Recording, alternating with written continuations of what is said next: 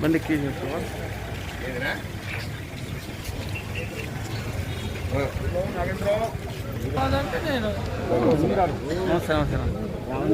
చంద్ర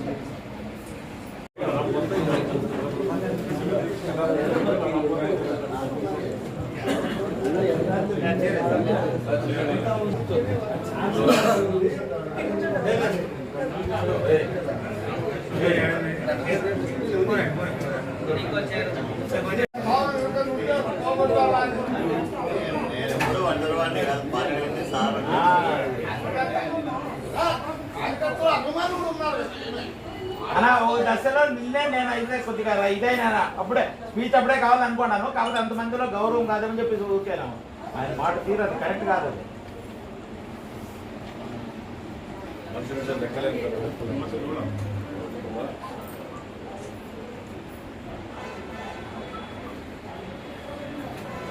అన్ని మండలాల్లో కూడా ఖండించామన్నా దీన్ని. అన్ని మండలాల్లో మా కాన్స్టిట్యూషన్ మేమంతా 5 మండలాల్లో ఖండించాం. ఏమొకటి మనం ఆవేశపడాల్సిన అవసరం లేదు. పార్టీ డ్యామేజ్ కాకుండా మన వ్యక్తిత్వాన్ని కాపాడుకోవడానికి ఏం చేయాలనేది చూడాలి. ఇదే ఒక కార్యక్రమం మనం అందరూ కూడా కొద్దిగా కామెంట్ చేస్తారు. నాది ఏం మా వాళ్ళే అంటే రామ్ ఎంత కష్టపడుతున్నారు, మా నాయకులు ఎంత కష్టపడుతున్నారు. 4 జిల్లాలలో చేరిన ఇది టాపిక్ డైవర్ట్ అయిపోయి వేరే రకంగా వచ్చేసి అందరూ కలవడమే గొప్ప విషయం.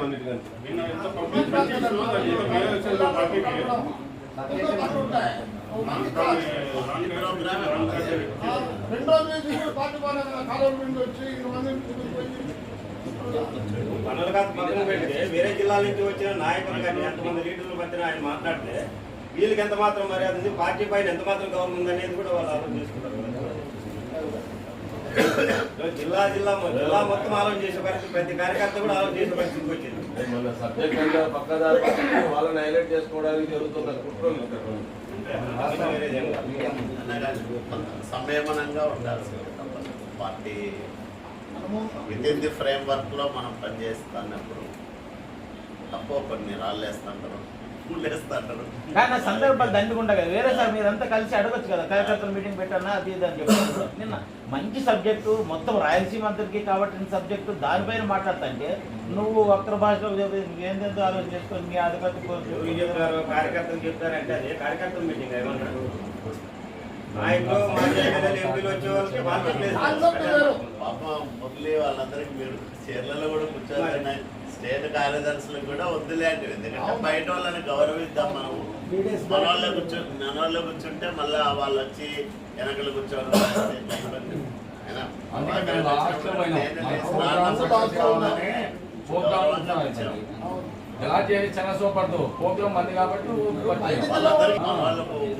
కాదు అన్న పిలిచేటప్పుడు కానీ అన్న ప్రభాకర్ రెడ్డి అన్న ఇక్కడ అన్న చెప్పి గౌరవంగా పిలిచినాడు.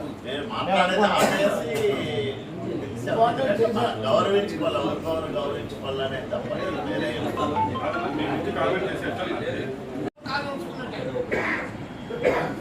కార్యకర్తలు పట్టించుకోలేదంటే మన తెలుగుదేశం పార్టీ నాయకులు ఎంతమంది ఇబ్బందులు పడ్డారు, ఎంతమంది జైలు పోయారు, ఎంతమంది చనిపోయారు, బాగా హింసించారు.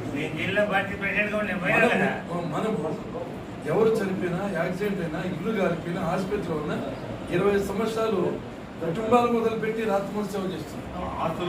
కార్యకర్తల నుంచి మాట్లాడడం మన అర్హత లేదు, తప్పదు. రెండోది చాలా బాధ పెట్టే సంగతి అంటే ఎవరు గెలవరు. వీళ్ళు లేనప్పుడే మనం 13 సీట్లు గెలిచాం. జడ్పీ చైర్మన్లు వచ్చాయి, మేమంతా చాలాసార్లు ఎమ్మెల్యేలు. కాబట్టి ఎవరు గెలవరు అని ఎవరు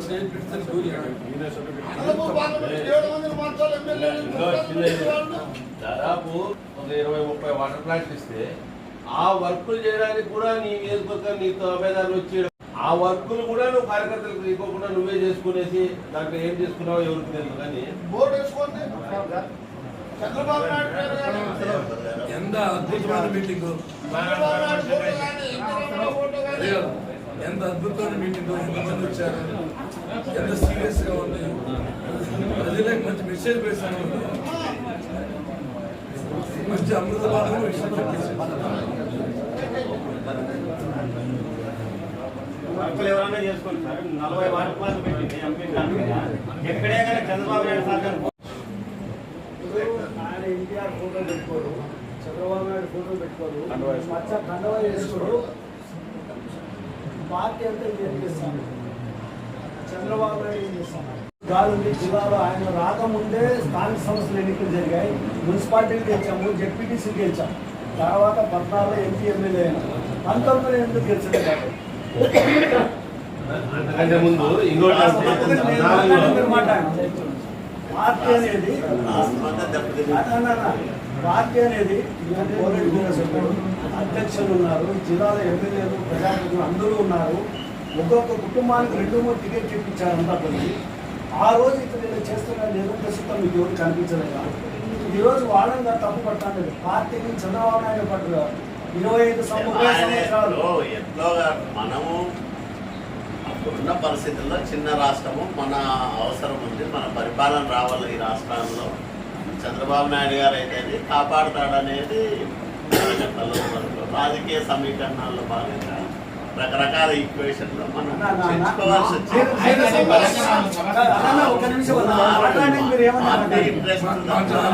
ఈ రాష్ట్ర ఇంట్రెస్ట్ తప్ప ఏదైనా ఆయనకి కూడా మనందరినీ కాపాడుకోవడానికే కాదన్నా. అంత ఇదిగా ఉన్నాడు. మీరు పోరాటం చేసింటే 30 సంవత్సరాలు దివాకర్ రెడ్డితో చేశారా? ఈ జిల్లాలో ఎక్కడ పోయినా దివాకర్ రెడ్డిని తిట్టాం. హనుమంతరాయ చోట అధ్యక్షులుగా మీరు బాన్సాలి గారు ఉన్నప్పుడు అదే దివాకర్ రెడ్డి గ్రామానికి తీసుకుని ఓట్లేసి మనసాక్షి అంగీకరించలేదు. కానీ పార్టీ నిర్ణయం తీసుకెళ్ళి చంద్రబాబు నాయుడు నిర్ణయం తీసుకున్నాడు కాబట్టి 60 ఓట్లేసి 5 సంవత్సరాలు నేను ప్రభాకర్ రెడ్డి అన్నాడు కార్యకర్తలు, నువ్వు 5 సంవత్సరాలు ఎంపీగా ఉంటే ఒక్కరోజు ఫోన్ లిఫ్ట్ చేసిన పాపాన్ని లేదు. నీ కొడుకు కూడా అదే సంస్కృతి వచ్చింది. నువ్వు ఏం చేస్తావు అంటే ఇంకా ఒకటి అన్నాడు, లోకేష్ అరెస్ట్ చేస్తే మీరు ఎవరు పని చేయలేదంట, ఎవరు జైలు పోలేదంట. ఆయన వ్యక్తిగత సమస్యలకు జైలు పోయినాడు, పార్టీ సమస్యలకు దారి బయట లేవు. ప్రభాకర్ రెడ్డి వారు కాదన్నా అటు మాట్లాడాలన్నా మాట్లాడకపోయేటప్పటికే మన నీకు వచ్చింది. ఆయన దొంగ టిప్పర్లు, దొంగ లారీలు,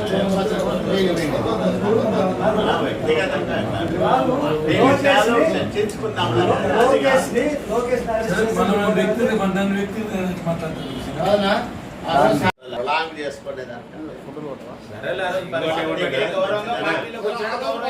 ఎంపీటీసీ మున్సిపల్ ఎలక్షన్లు అయిన తర్వాత వాళ్ళు పార్టీలో చేరినారు. మా నుంచే వచ్చిన ఎంపీటీసీ జెడ్పీటీసీ మున్సిపల్ ఎలక్షన్ అన్ని 2014 అన్ని తెలుగుదేశం వచ్చేసినాయి. ఎక్కడ మా కాన్స్టిట్యూన్సీలో కానీ మీ కాన్స్టిట్యూన్సీలో కానీ ఎక్కడైనా కానీ మేము వచ్చిన దానికి గెలిచినాము, మా నుంచే గెలిచినాము అనే రకం కూడా మాట్లాడేసి ఎన్ని ఒకటి కాదు.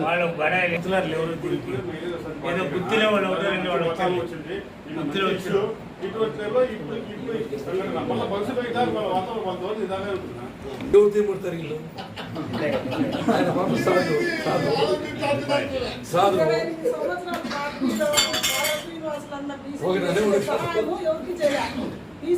పార్టీని కూడా అదే విధంగా నడిపించాడు అన్న.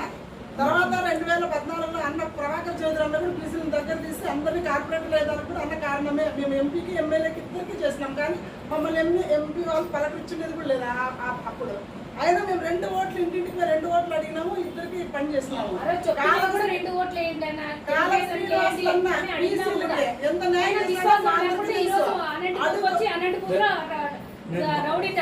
నేను మంత్రులుగా ఉన్నప్పుడు కూడా సిస్టమ్ ఉంది పార్టీలో. కాళశ్రీనివాస గారి నేను కానీ సునీతమ్మ కానీ మంత్రిగా పనిచేసిన ఎవ్వరు కూడా పక్క నియోజకవర్గం ఎంటర్ కాదు.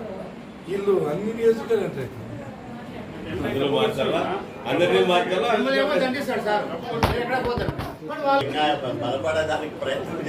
ఈ రకంగా ప్రతి చోట డిస్టర్బ్ అభిప్రాయం మీ దగ్గర చెప్పుకోవాలన్నా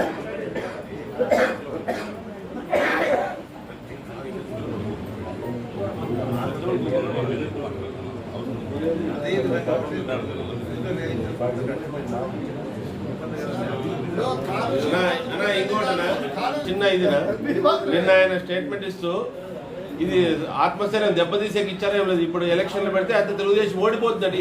ఏమి ఇంకా కార్యకర్తలకు ఏం మెసేజ్ ఇవ్వాలి? ఏం మెసేజ్ అంటే నాకు తెలిసి అక్కడేమో ఓడిపోతుందేమో కానీ మిగతా అంతా గెలుస్తుందని అయితే అనుకుంటున్నాను. పార్టీ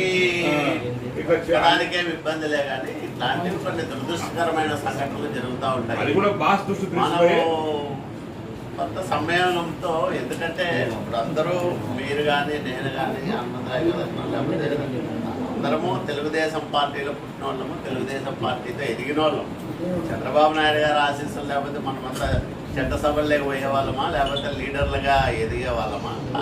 కానీ కొన్ని దురదృష్టకరమైన సంఘటనలు జరుగుతూ ఉంటాయి. దాన్ని సార్ దృష్టికి డెఫినెట్గా తీసుకుపోయి ఇట్లా జరుగుతుంది, ఏదన్నా దీన్ని అంతా సెపరేట్ చేయండి సార్ అని చెప్తాం. లేట్ కాకుండా ఎలాంటే ఇప్పుడు 10 నెలలు మన జిల్లా మన పార్లమెంట్ కమిటీలో చేసుకోలేకపోయినా మరి ఇబ్బంది అవుతుంది. ఈ కష్టకాలంలో అవతల పార్టీని విమర్శించాలి. వాస్తవం మనోళ్ళు మన పార్టీ విమర్శిస్తే ఇబ్బంది. అది అంత పెద్ద సభలో మంచి సభలో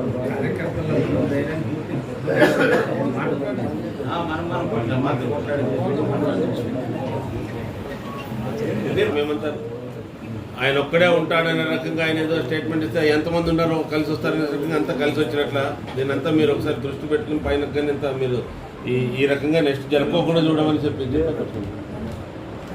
చెప్పాలా మీరు కానీ సమన్వయం మనము ఇంకోటి అనకూడదు. వాస్తవాలు చెప్పండి. భాషకుందరు ఇది జరుగుతుంది జిల్లాలోనూ మీరు చెప్పాలి, గట్టి చెప్పాల్సిందే.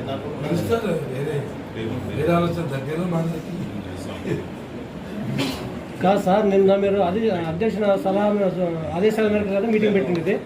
మరి వీళ్ళంతా రాజకీయ నిరుద్యోగులు చేస్తున్నారంటే వీడు ఎవరినన్నట్లయినా ఫస్ట్ అది చెప్పండి. అంటే అధ్యక్షుడు అన్నట్ల, మిమ్మల్ని అన్నట్ల, ఎవరిని అన్నట్లదే? నిరుద్యోగ రాజకీయ నిరుద్యోగులు పెట్టుకునే మీటింగ్ అంటే ఆయన ఎవరినన్నా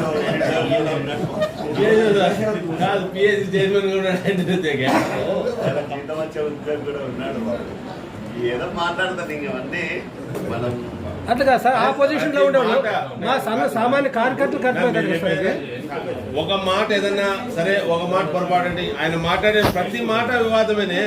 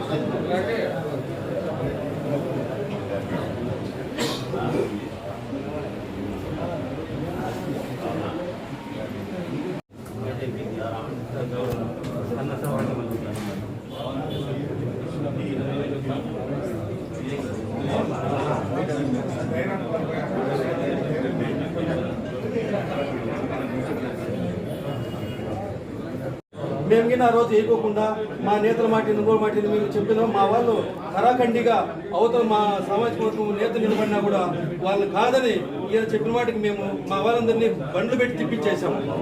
అదే మేము మా వాడు మా కులమతనే రంగయ్య నిలబడ్డాడు, మేము ఎట్లేస్తాము కాలశ్వాసులు పిలిచి అందరినీ తిట్టాడు. తిట్టినందువల్ల మా వాళ్ళందరూ బండి వేసుకొని తిరిగాము, జిల్లా అంతా తిరిగినాము. జిల్లా వాల్మీకి సంఘం అధ్యక్షుడు నేను మొత్తం జిల్లా వాల్మీకి సంఘం అధ్యక్షుడు జిల్లా అంతా తిరిగాను నేను బండి వేసుకొని. తిరిగి అన్న చెప్పినాడు, రాయదుర్గం పోయాము, గుంటుపల్లి పోయాము, ఏం పోవా అందరికీ వచ్చి మా వాళ్ళందరికీ చెప్పాము, మీరంతా పవన్ రెడ్డికి ఓటేయండి కాలువని చెప్పాడు. మేము అదేగైనా మేము అనుకోనింటే మేము రంగయ్య గారికి వచ్చి దింగాత 4 లక్షలతో గెలిచిండు. మీరు ఎయిరనే మీరు చెప్పినందువల్లే ఈరోజు మనకు ఆయన ఇలా సభాముఖంగా మాట్లాడదు కరెక్ట్ కాదు కదా. తాడిపత్రిలో ఎప్పుడే కానీ నీ చేతనైతే నీ కార్యకర్తలు నువ్వు కాపాడుకోలేక నువ్వు కాల్ఫోస్ ఇట్లా చేశాడు అంటే ఒక్కొక్క ఇన్ఛార్జిని పెట్టిండి. ఎందుకు పెట్టాడు చంద్రబాబు నాయుడు గారు? నీ కార్యకర్తల్ని ఏ నేతృత్వంలో వాళ్ళని ఆ నేతృత్వంలో కాపాడుకోండి అని పెట్టాడు. నీ చేతగారు తెచ్చి నువ్వు పబ్లిక్ మీటింగ్ వేస్తే నీకేమైనా ఇంగితున్నారు ముందే? ఎందుకు లేదు? రాయలసీమ నేతలు అంతమంది వస్తే నువ్వు ఇట్లా మాట్లాడితే ఎట్లా? అది కరెక్ట్ కాదు. నువ్వు పద్ధతి మార్చుకోకపోతే తీవ్రంగా నష్టపోతావు. అది కరెక్ట్ కాదు అని మా ఉద్దేశం. ఇలాగే నువ్వు చేస్తే మీ పెద్ద ఎత్తున వాల్మీకి మీ ఇల్లును ముట్టడిస్తామని నేను జిల్లా వాల్మీకి అధ్యక్షుడిగా నేను నీకు విన్నవిస్తాను. నువ్వు మారుకోవాల్సిందే. ఇంకోసారి ఇది మాట్లాడితే పద్ధతి కాదు. ఇప్పుడు అనంతపురం ఇన్ఛార్జ్ ఉన్నారు, వాళ్ళకి ఆ కార్యకర్తలు కాపాడుకుంటున్నాడు. నల్లవాడు సార్ ఉన్నాడు, వాళ్ళు పుట్టపర్తి వాళ్ళు కాపాడుకుంటారు, గౌడను కాపాడుకుంటారు. గుంటకల్లో నీ చేతగానితనంతో నువ్వు ఒకరి మీద వేయడం కరెక్ట్ కాదు కదా. ఎందుకు వేస్తావు? ఏం నీ కాలశ్వాసం నీకు ఎట్లా కనపడ్డాడు? అదే నువ్వు చేసినవి అయితే కరెక్ట్, మేము చేసిన తప్పు అనిపిస్తుంది. దానికి రాయలసీమ నేతల సదస్సు నీ చేతగానితనంతో నువ్వు పెట్టలేదు. ఆయన మీరంతా తిరిగి అన్నూరు తిరిగారు, నేను వాట్సాప్లో చూసాము. నీ కావాలంటే నువ్వు చెయ్యి.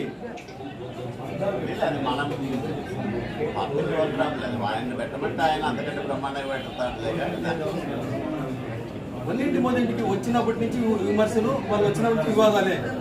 ఒక్కటేనా సరిగ్గా చేస్తున్నారా? తండ్రి ఒక పక్క, కొడుకు ఒక పక్క, అల్లుడు ఒక పక్క రాలేసుకుంటూ పోయేదే కానీ పార్టీని డెవలప్ చేద్దామనేదే లేదు.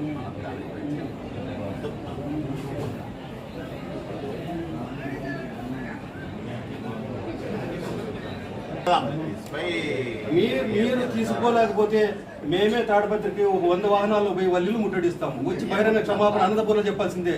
లేదంటే మీరు నేతలు మీరు మాట్లాడుకుంటే మాకు అభ్యంతరం ఏం లేదు.